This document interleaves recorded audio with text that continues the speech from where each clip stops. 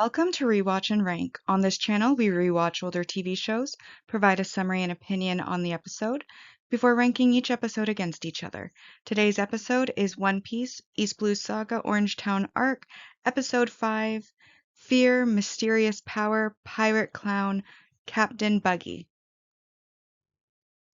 Our episode in a nutshell is just a brief summary of exactly what happens within this episode. Nami, to save herself, tricks Luffy into becoming a prisoner of Captain Buggy. We'll now go into a more detailed summary and give our opinions as we go. So we pick up in this episode where the previous one left off, with Luffy having fallen between Nami and the pirates that were chasing her. She then gets a sly look on her face before approaching Luffy, who's commenting on his hunger and calling him boss, asking if he's come to save her, which confuses him. He asks who she is, but instead of answering, she starts running away, saying that they're all his, referring to the pirates. Luffy and the pirates watch her run until she gets out of sight by turning a corner. And then the pirates comment about letting her escape, but decide that it's fine because they have her boss, which they believe to be Luffy. Luffy then turns to them, asking if they have any food.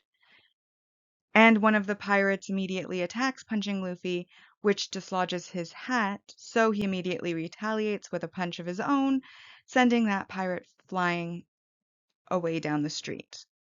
He then catches his hat and puts it back on his head, telling them not to touch his treasure.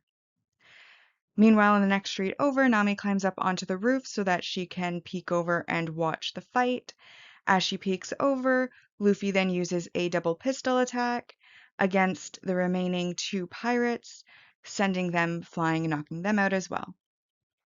She exclaims about how powerful he is, yelling out to him that his strength has impressed her, before hopping down from the roof. At first, he kind of doesn't notice her. Then, when she does get his attention, he then looks at her and says she's that. And then he doesn't actually remember because she actually didn't tell him, and changes to ask who she is. And she happily informs him that she is a thief that steals from pirates, introducing herself as Nami and asking if he wants to team up with her. He kind of looks at her with a neutral expression and says no because he doesn't feel like teaming up with her, and starts to walk away. She is, of course, shocked by this and starts running after him, yelling for him to wait. He does end up stopping a short ways away when his stomach starts to growl loudly, and he suddenly realizes or remembers that, he was starving. And he ends up falling onto his knees. Nami takes advantage of this, offering to treat him to food, and he springs up immediately in excitement, big smile on his face, which of course shocks her with his enthusiasm as he accepts her getting a meal for him. This is, of course, the first meeting between Nami and Luffy, and the first time we're seeing them actually interact. I mean, they've obviously noticed each other before. In the first episode, they made eye contact. She's kind of been hovering in the background, but they haven't officially introduced themselves or met. This is the scene where that happens. We also get to hear from herself that she thinks she's a thief who only steals from pirates. We know that isn't true because she did attempt to steal from the Marines to get the map, but the map was already stolen by pirates, so technically I guess you could say she hasn't stolen from the Marines yet, but she was totally willing to. So really, she's just a thief. But obviously, she tries to throw him under the bus. He doesn't even realize that she's done this because he's a little bit on the naive side. And now she is trying to continue to take advantage now that she sees that he is strong. She's hoping to be able to use him to her own advantage, and realizes the way to do that is through his stomach when he says that he is starving. We then see Buggy's pirate flag flying on screen and pan down to see his tent on a rooftop with a lot of his pirate crew milling about outside of it. Buggy, who is in shadow, we're just seeing his eyes at this point, starts complaining about how the thief hasn't been caught yet, while his crew outside tries to assure him that they are pursuing the thief as they speak. Buggy then wonders how the map could so easily be stolen in the first place, just when they're about to enter the Grand Line to go on their rampage. One of his pirate crew, a blonde pirate with what looks like a teeth necklace, informs him that the shack was actually unlocked, so it was very easy for their foes to take the map.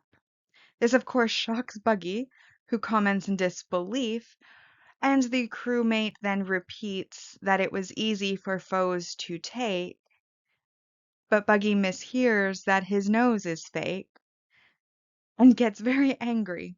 He then comes flying out of the tent, bumping his giant red nose onto the pirate's nose, asking if he finds his nose funny, like a fake nose. The crewmate then says that he has it all wrong, and Buggy mishears that it's huge and red. The crewmate then backs up, falling on his bum and crab walking away, while the rest of the crew also react with fear while watching, commenting that the devil fruit power is about to appear, and the crewmate is then lifted into the air while clutching at his neck as Buggy asks him who he is, to say his name, and the man chokes out that he is Captain Buggy. He then floats closer, still struggling and being held off the ground by something that we cannot see because his hands are around his neck. And Buggy asks what happens to those who defy him, and is answered by that crewmate that a flashy death awaits them before asking for forgiveness, saying that he'll never say it again. Buggy then lets him go and decides to forgive his verbal slip-up just this once, though he reiterates that they need to get the map back or they all know what will happen, as he then returns to his tent and the crew, who are a little bit shaken, salute and accept his orders that they are going to get the map back. Now, obviously, because we watch in the original Japanese with subtitles, there are some puns that just unfortunately do not translate. I think they did a pretty good job with the first pun, with the fake nose and, the foes to take and then nose fake that translated. But they just couldn't in English find a pun that would go with the huge and red. And so it did kind of fall a little bit flat when you're reading the subtitles. But also his insecurities are showing about his nose, which shouldn't. He is clown themed, so his nose actually suits his aesthetic perfectly. And then, of course, we also get the first hint at Buggy's powers, which we will see later. Although in this case, they're trying to hide what exactly his powers are, which could almost be a continuity error in the fact that, like, we know in future that he detached his hand, that's what's holding him up.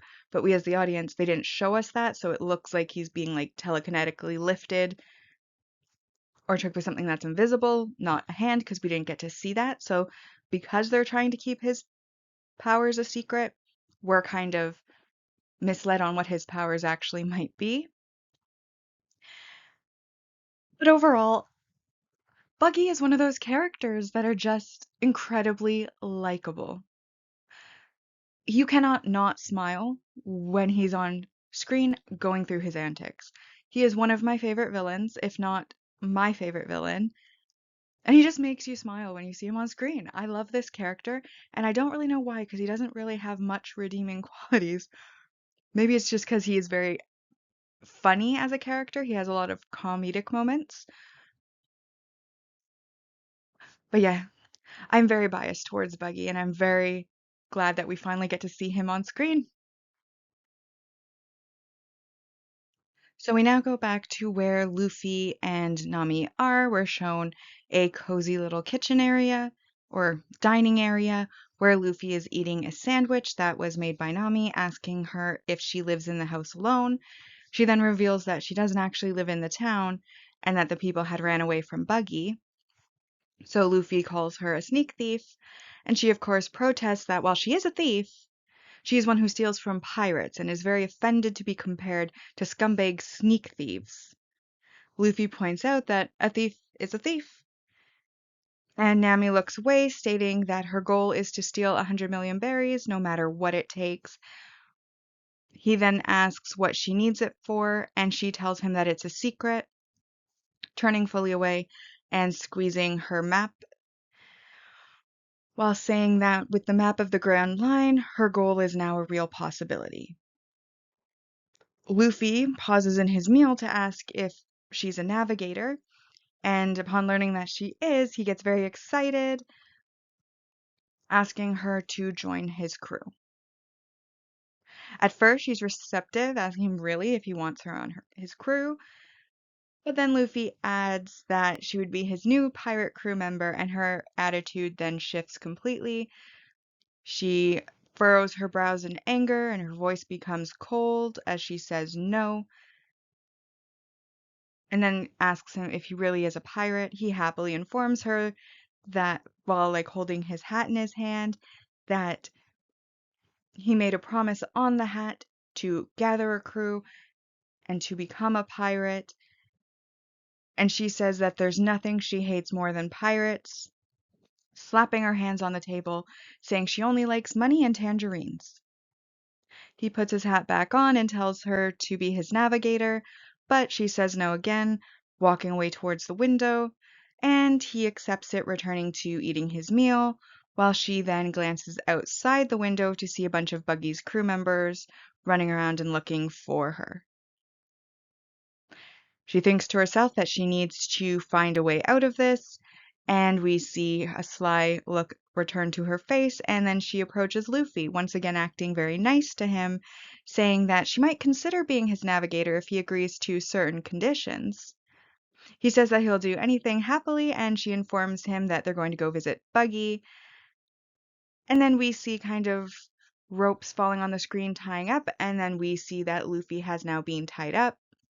He asks her why he's tied up, and she says that they're just ropes, asking if there's any problem.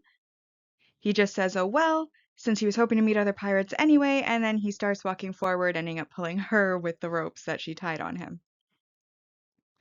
Now, I'll admit, when I was young, last time I rewatched the show, I kind of disliked this aspect of Nami, how she was always back and forth. She didn't seem trustworthy as a person. She seemed to be of low morals. She claims she only steals from pirates, yet here she is in a civilian's home, stealing their food.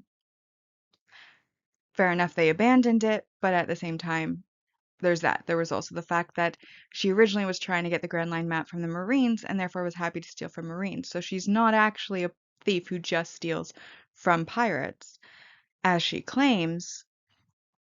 So I feel like there's a lot of audacity getting offended there, because you're actively stealing from a civilian right now. But then we also, in a former episode, I think the last one, I had come to the conclusion upon further thought that potentially Nami's powers we know in the future are very strongly connected to the weather. And the weather is very changeable. It can change in an instant. It goes through multiple changes even within the same day. And so perhaps her personality being hot, cold, all over the place could be a reflection of the weather that she's connected to. And that made it a little bit more likable to me. Like it wasn't as offensive anymore or annoying because I'm like, oh, that's just part of the character. This is also when we're starting to get to know her as a character a little bit more.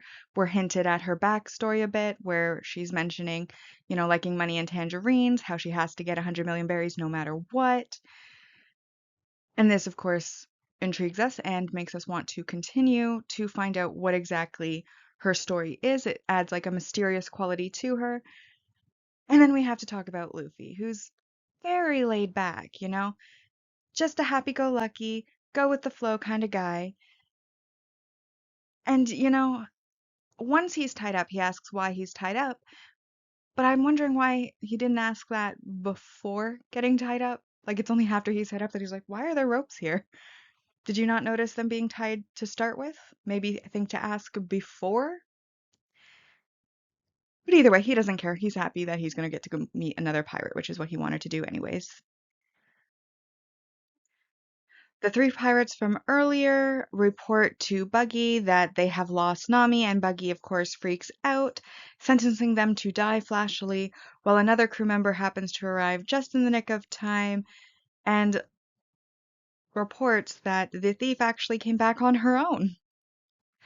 We then see Nami walking in with a tied up Luffy. She sticks her tongue out at him before telling Buggy that she's captured the thief and returns the map to him. He says that he appreciates it, asking why she's had a change of heart. In the scene, he kind of looks like a mix between disbelieving and suspicious. She passes the map to him, claiming that she fought with her boss and is fed up, asking to join his crew instead. His eyes narrow as the crew mates freak out that he's angry and worry that he's going to use his devil fruit power, which Luffy takes an interest in as he overhears it. Then Buggy starts laughing instead, calling her a flashily amusing girl, saying that he likes her so she can join his crew, just like that. Her face then goes from shocked to smiling as she thinks that her infiltration has been a success and that pirates are dumb and easy to manipulate people. Luffy is then put in a cage, and once he's in the cage, asks why he's in a cage, but is ignored, and Buggy chuckles, saying that he feels great today, asking Nami for her name, which she then gives him, and then he tells the rest of the crew that they will flashily celebrate their new crew member, and the crew starts cheering. Obviously, we can see that Buggy isn't the brightest bulb in the light fixture, but obviously, you know, she comes in. It's suspicious. She comes back. He just accepts that she's back, takes the map back. Oh, I like you. You can join my crew. You just betrayed your boss. Like, how loyal of a person is this if she's just betrayed her boss? Why are you letting her join your crew? Does not make sense. You'd think you'd have some suspicions. And then we, of course, have her succeeding in manipulating Buggy, who unfortunately is very easily manipulated. He decides to take the opportunity to celebrate, and we get several instances of his catchphrase of flashily this, flashily that. They're flashily going here, flashily doing this. And Luffy, of course, is still just kind of going with the flow, ends up in a cage, only afterwards thinks to ask why he's in a cage. Didn't think to fight before going into the cage, fight before being tied up or anything, just happily going along with the flow. So we then see the welcoming scene where they're celebrating. We have all of the Buggy pirates who are all circus themed, so they're all dressed in circus-like outfits, doing circus-like tricks while they're eating, while they're drinking, while they're laughing, having a great time.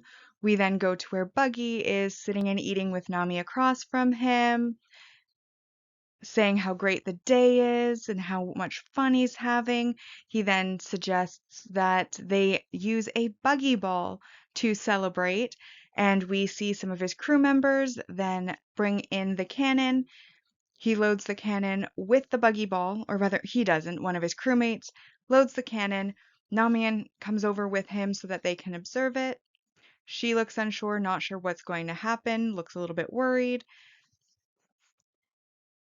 The buggy cannon is then lit, and the entire row of houses that are in front of this rooftop that they've taken over is completely demolished in a big bang. We then see that Zoro has arrived at the docks alongside the crew members of buggies that he managed to save from drowning, who were shipwrecked. And he, of course, arrives just as the bang from the bomb is going off, and he looks at it kind of confused, wondering what's happening. We then return back to where Buggy and Nami are. Buggy, of course, has really enjoyed the show. Nami is rather put off by the whole thing and is unhappy. He then says that with the buggy balls and his devil fruit powers, he's going to be able to conquer the Grand Line so easily. And this is where Luffy then speaks up, unable to hold himself back. He says that he is the one who is going to conquer the Grand Line. He's the one who's going to be the Pirate King.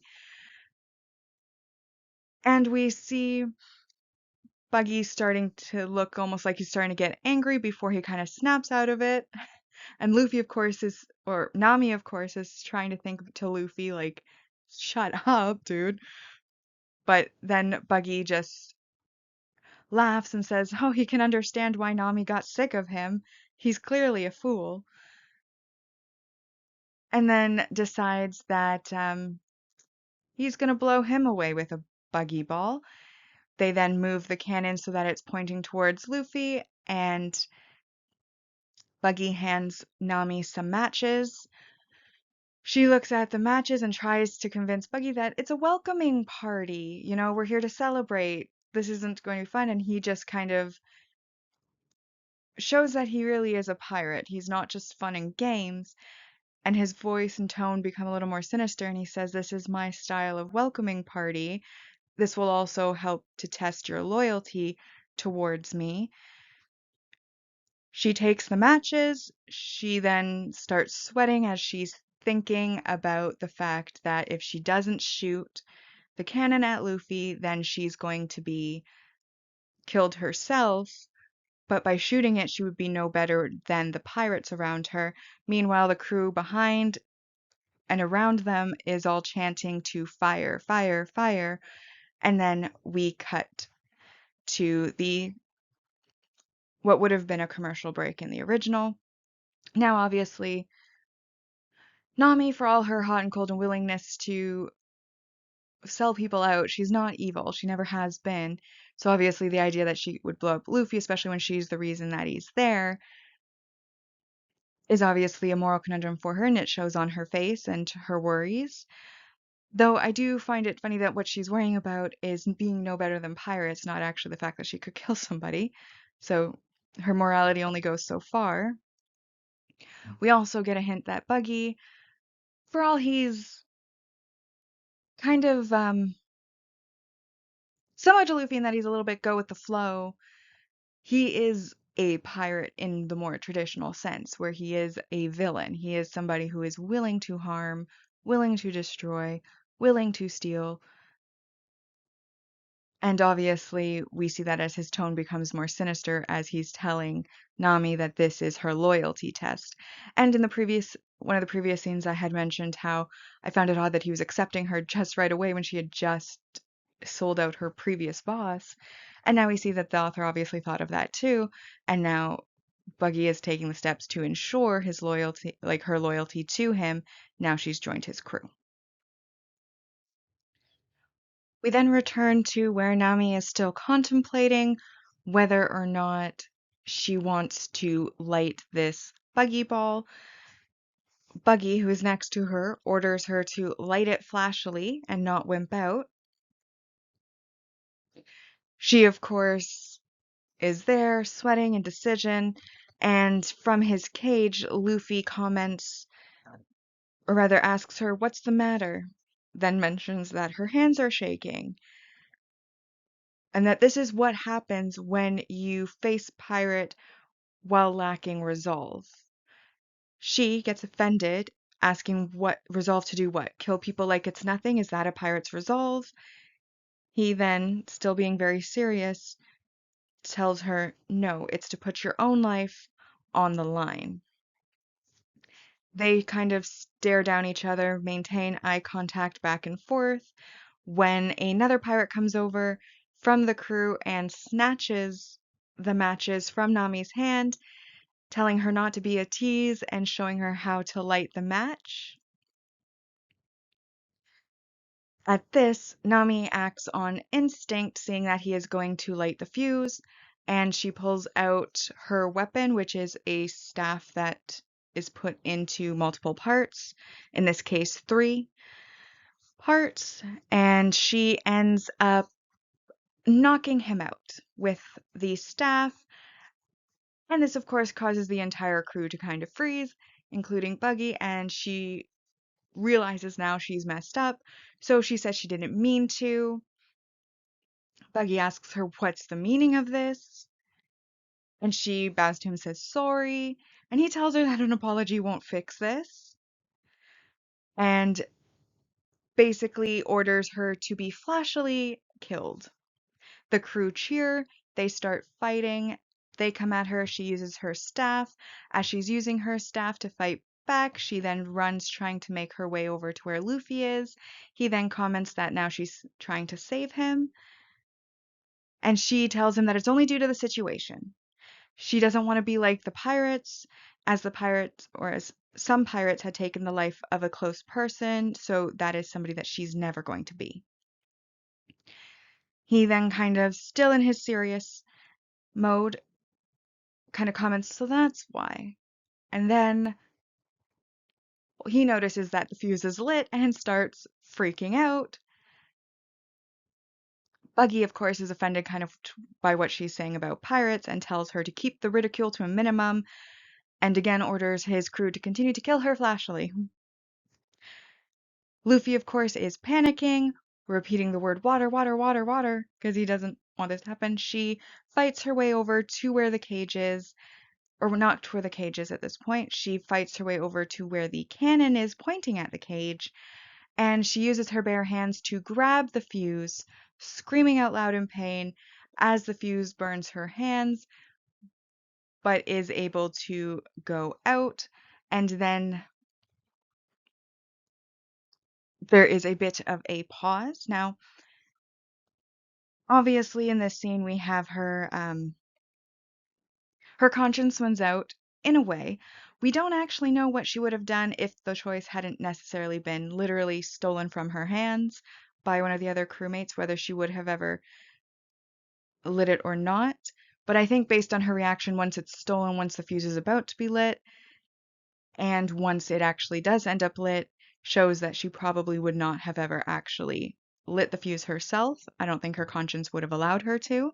We also get to see her weapon and fighting style for the first time. And we get that moment between her and Luffy where Luffy is being serious and kind of pointing out like what his type of resolve is to put his own life on the line for his ambitions, which we've seen before as well. When he was talking to Kobe, how he said he would be happy to die for his ambition. We know Zoro would be happy to die for his ambition. So he's kind of reiterating that same thought to Naomi, who's obviously got the bad impression. And we once again get a little bit of a hint into her backstory and why she may be a thief that steals from pirates, noting that a pirate had killed somebody important to her. So a lot of information being relayed within this scene. So Zoro arrives on the scene and he stops the crew members who are attacking Nami with his swords as they were trying to attack her while she was holding on to the fuse. He makes a comment that they're all picking on one girl before asking Nami if she's hurt. She sort of hesitates, so he asks again whether or not she's hurt. She says no, that she's fine. And meanwhile, Luffy, who's in the cage, kind of starts laughing and saying, "What a relief that you're here, Zoro. How'd you find me? Please get me out of here." And then Zoro kind of comments on him, makes a comment about him always playing around. First he gets carried off by a bird, and now he's there in a cage. And Luffy, of course, just laughs this off, saying that it was actually pretty interesting. The rest of Buggy's crew recognize Zoro as the pirate hunter Zoro. And Nami, meanwhile, is thinking that the crew member, or she realizes now that the crew member Luffy had mentioned before is the pirate hunter Zoro and is confused about what's going on since, as his nickname would suggest, he's a pirate hunter. But before they can continue any other conversations with each other, we then have Buggy stepping in and he mentions, "Ah, so you're Zoro. What do you want here? Do you want my head?" And of course, Zoro tells him that he's not interested. He's given up pirate hunting or bounty hunting.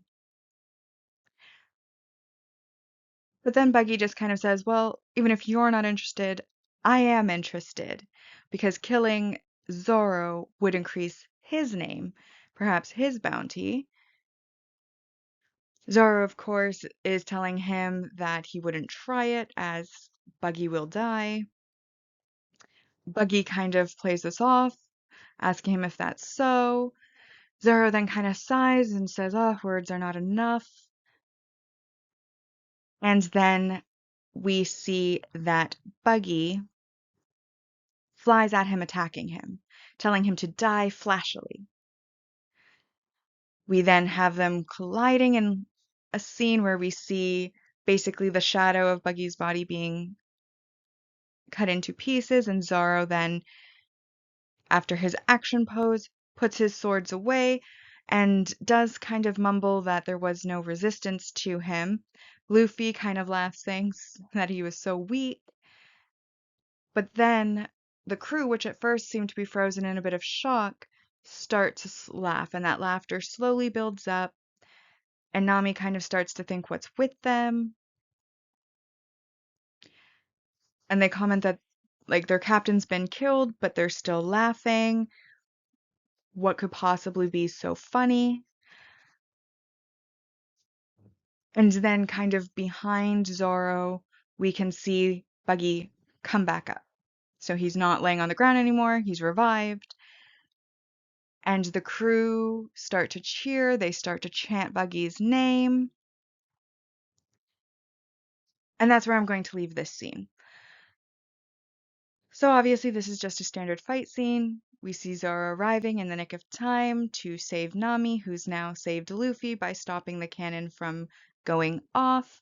We get a little interaction. Nami now knows who Luffy's other crew member is, which is obviously very surprising to her.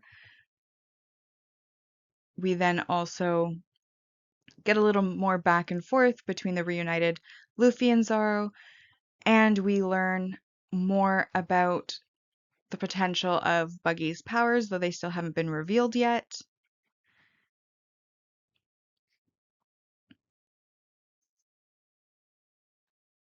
All right, so in the last scene, we saw Buggy getting back up.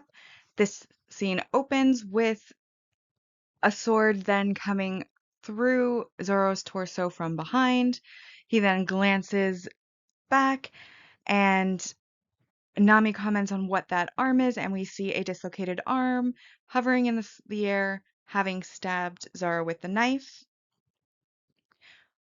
We then see that arm withdraw itself and return back to Buggy, whose pieces are all starting to reattach themselves, and he comments that he ate the chop chop fruit, and that devil fruit turned him into a chop chop person who cannot be cut. Nami, of course, is in disbelief, commenting on how his body reattached itself and she thought the fruits were only a rumor.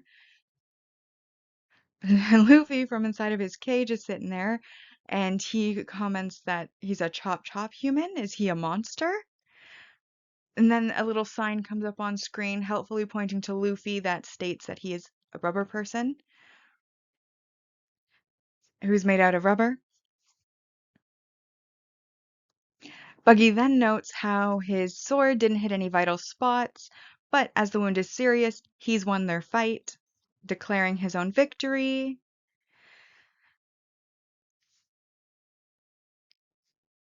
Then we kind of have Zoro doubled over in pain. Nami's worried. We then see Luffy kind of staring there. Zoro kind of thinks that, or I think it's Nami who thinks that the tables are now turned, and if she doesn't do something, both she and Zoro and Luffy are going to end up dead. Zoro comments that, oh, it only hurt a bit. Luffy, on the other hand, is highly offended and yells at Buggy that stabbing from behind is not fair and calls him Big Nose. This, of course, shocks everybody. His crew freezes with their mouths open. Nami internally calls him an idiot, telling him not to call him that. Zoro's unaware of his insecurities at this point, so he doesn't have much reaction to it. And then we get Buggy's reaction, who yells, "Who's got a big nose?" And he then basically dislodges his hand still holding the dagger and shoots it towards Luffy in the cage. Zoro calls out Luffy's name, but Luffy ends up catching it in his mouth and tells Buggy that he's gonna kick his ass before biting the dagger and breaking it. Buggy, of course, is rather offended by this and says, "Kick his ass? You're a real riot. The three of you are gonna die, you know," is what he says. And then he kind of comments because Zoro's injured, Nami's not the best fighter, and Luffy's in a cage. He asks how he's gonna have his ass kicked given the situation. Nami goes into despair. It's no use. It's all over.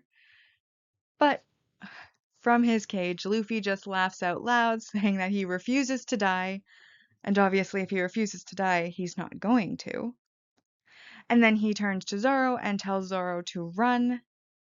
Nami, of course, is confused, scolding him, saying that he's come to save him, don't tell him to run away type thing. But Luffy just kind of smiles at Zoro as they make contact. Zoro at first looks at him, making that contact, and then he starts to smile, having picked up on that telepathic order that he's being given. He understands it. He has that sixth sense for Luffy's orders.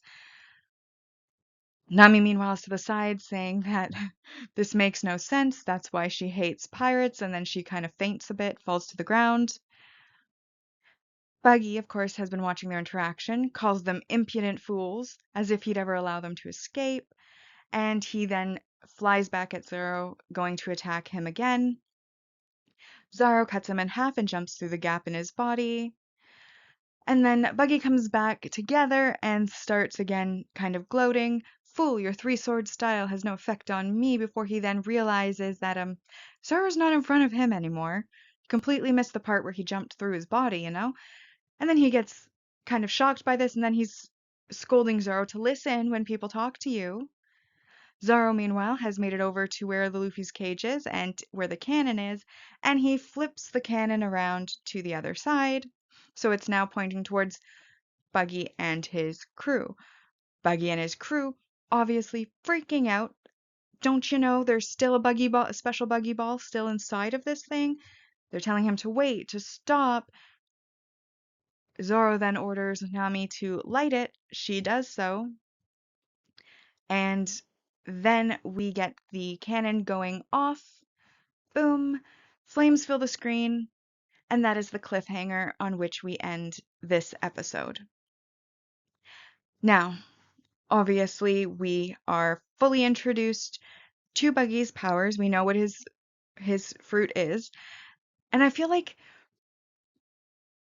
I'm biased towards Buggy, we know this, but I feel like he's very complimentary to Luffy. You know, Luffy is immune to blunt force trauma because he's rubber, and basically Buggy is immune to the slicing trauma, but Luffy is vulnerable to slicing, and Buggy would be vulnerable to blunt force. So I feel like they're kind of opposite powers, but also complementary. And Buggy, of course, he is a real pirate. He's not the good guy. He's not very good at being the bad guy, as you'll see in future, but he is ultimately not a good guy. I'd call him like neutral evil versus like full evil. He's, but of course, you know, he's bragging, he's having a good time, and I like that. See, here's the thing. The reason I know Buggy isn't an actual villain. He is coming at Zoro from behind. He could have gone into his skull. He could have gone through his heart. He could have gone through his neck, chopped him off, like his whole head off. Zoro had no idea who was coming, but instead, he just stabbed him through the side. And he even points out that it was a purposeful, non-vital shot, though it is a serious wound, because he wanted to win, but he never actually intended to kill Zoro. That's why he gave him a non-vital wound. Isn't that just the sweetest? And then, of course, you know, the whole comedy aspect of, you know, getting cut into half, Zoro jumping through, and then like not even realizing it and going on to brag, and then being like, "Oh, shocked. They actually got one up on me. Oops. Wasn't paying attention." So obviously Buggy has a bit of an ego. His insecurity with the nose obviously was his weakness. He talks big, he hasn't been able to back it up. He only got a shot in because he used kind of underhanded means. And then, of course, we get that moment of silent understanding between Luffy and Zoro, which is always nice to see. It shows their bond as crewmates, that they're very compatible as crewmates, that Luffy can say something and Zoro just like makes eye contact for a few seconds, completely understands exactly what he wants to have done. And then of course we have our cliffhanger, which cliffhanger is never really the greatest, but a very good tool to make you want to then go to the next episode. And in this case, we don't get really the results. We just know that the cannon has been fired and flames have filled the screen. We now come to our rankings portion of the video. On our channel, we rank on two lists. We have our mostly objective list. Objective because there's no emotion, only mostly so because there is bias and judgment involved. And then, of course, the personal list, which is all emotion. So we'll start with our mostly objective rank values. I've highlighted those that apply. So in this episode, we obviously had our multi-arc supporting character introduction of Buggy. He was teased in previous episodes, but this is the first time that we actually get to see the character in its whole and actually interact with the character. So this is what I'm counting as his introduction episode, and that is a positive 3 points. We then also have our multi-arc supporting character growth, and this is when we learn about Buggy's Chop Chop power, the Barabara no Mi, which is his devil fruit, and that's another 3 points, so that brings us to 6. We then have the multi-arc main character development, which is the hints that we kind of get of Nami's backstory. This is the first time she's been introduced earlier, but this is the first time we're really interacting with her. We get a few times where she comments on her need to gather 100 million berries. We hear about pirates having killed somebody close to her, her love of money and tangerines, and all of these little hints and foreshadows of what her backstory is and to her character is helping to develop her character. Also, the fact she's a thief who steals from pirates because she hates pirates. So that's all a +4, which brings us up to 10 out of 10. However, there is one thing that I feel does apply here, and that is that there was a bit of a continuity error within the same episode. So we remember when Buggy's power was initially seen, that crew member was clutching at his neck, not showing us what was choking him. However, before he puts his hands there, we do see his neck starting to collapse and we see nothing there. It's invisible. We then learn what Buggy's power actually is, and that it's the ability to detach parts of his body as if he's been chopped into pieces, which means that it should not have been an invisible force choking that first crewmate. It should have shown his hand doing so. I understand that they were trying to keep the power a secret. That's why they made it invisible. But that is a continuity error, as that's not how Buggy's powers actually work, and it gave a false impression. So I feel like that's worth noting, and therefore that's -4, which then brings us to a total of 6 out of 10 for this episode on our objective ranking. All right, so then with that ranking, it is lower than Luffy's past, the red-haired Shanks. So Fear, Mysterious Power, Pirate Clown Captain Buggy is going to be in second place on our mostly objective ranking list. On our personal ranking list, that order remains the same. We have Luffy's past in first place and Fear, Mysterious Power in second place. As for the number score on the personal side, I gave it a 7. There was a lot of comedy in this episode. There was also Buggy, and Buggy's always a positive. Now, the thing about the emotional ranking side, the personal ranking, is it's really just about my enjoyment and how I felt watching the episode, how much I enjoyed it. But there wasn't a lot that really happened. We know, like, basically there was a little bit of moment where we got some hints of Nami's backstory, which I appreciate, which also is a positive thing.